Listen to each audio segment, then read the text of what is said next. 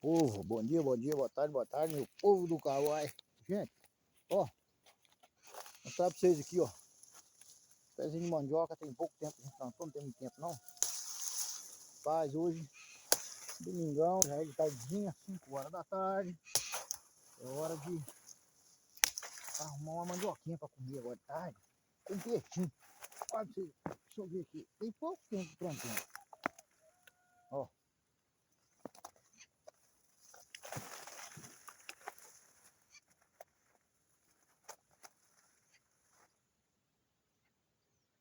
Isso é top demais, gente, olha aí. Ele tá doido.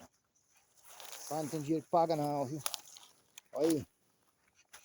Que legal. Você tá doido. Ela ainda não... Tá muito novinha. Não produziu muito não, sabe? Mas...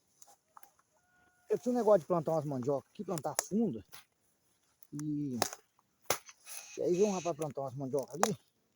E plantou diferente. Ele só pegou a rama.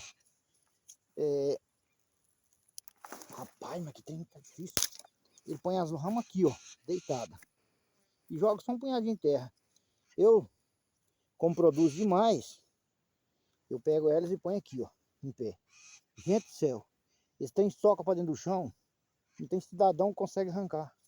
Você tá doido, fica difícil demais. Dá muita mandioca, mas, porém, é muito ruim para arrancar.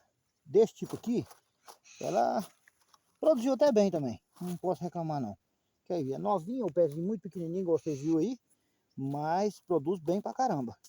E aí, gente, falou, é isso aí. A roça é desse tipo aqui. Domingão, filho. Tarde. E vou falar pra vocês. Ó, tá desse modelo o tempo aqui, ó. O tempo aqui. Não choveu hoje não. Mas vou te falar pra vocês, viu? Andou perto, gente. Vou falar pra vocês, viu? Eu sou apaixonado com o meu cafezinho, ó. Plantei esse cafezinho meio de janeiro. Olha como é que tá bonito. Fala a verdade, gente. Tá top demais da conta. Você tá doido. Muito bonito mesmo. Falou, gente. Tchau, obrigado.